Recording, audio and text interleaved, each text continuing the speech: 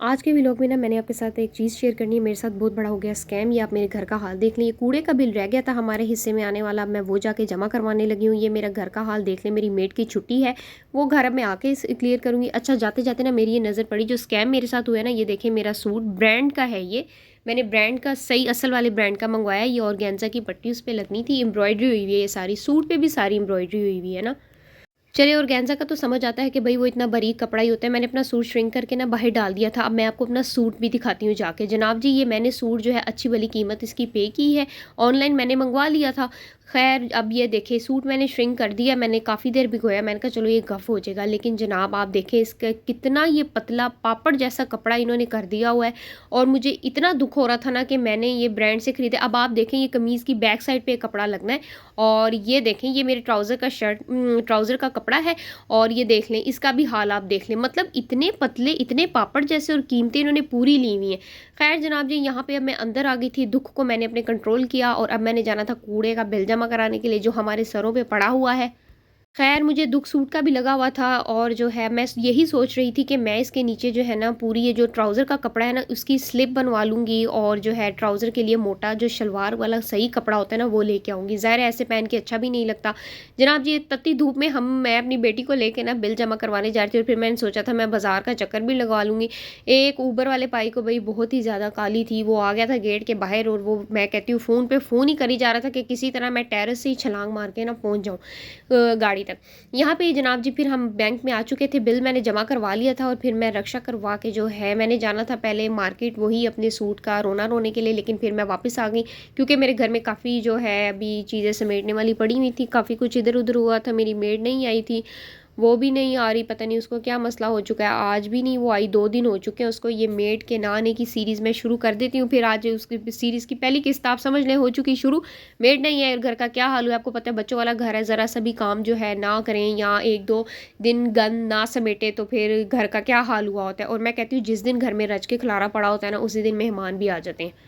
बस जी, कोई पता नहीं चलता है कि क्या सही बाहर चीज़ मिल रही है। ऑनलाइन अगर बच्चों वाली माएँ बाहर नहीं निकल सकती हैं, मैं कहती हूँ अगर ऑनलाइन वो मंगवा लें तो ये धोखे होते रहते हैं उनके साथ। और ये जनाब जी, मैंने बड़े जोशो खरोश से, शौक़ से सारे बर्तन इकट्ठे कर लिए थे। हुआ ये था कि मैं रात को थक गई थी।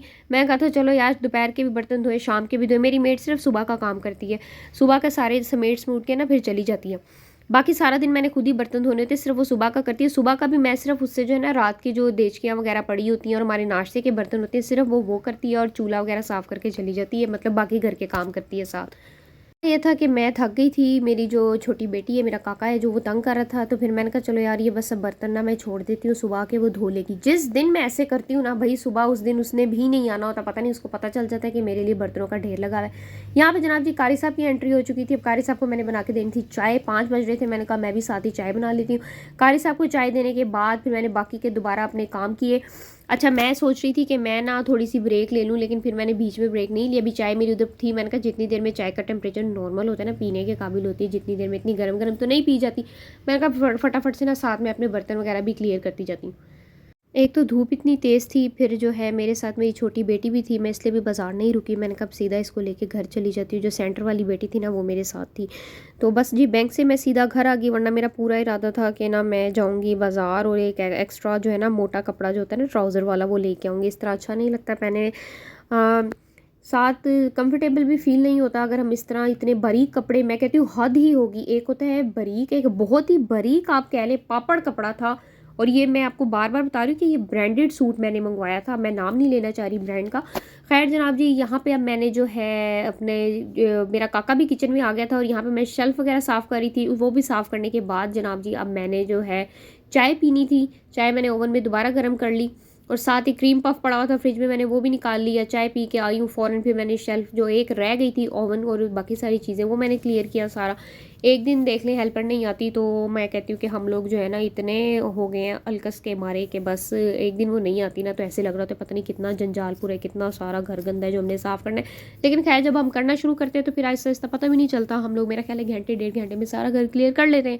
उम्मीद करती हूँ आपको मेरी वीडियो अच्छी लगी होगी, मेरा बिज़ी दिन आपको अच्छा लगा होगा। अगर मेरी वीडियो अच्छी लगी तो मेरे चैनल को सब्सक्राइब, वीडियो को लाइक और शेयर ज़रूर कीजिएगा। अल्लाह हाफ़िज़।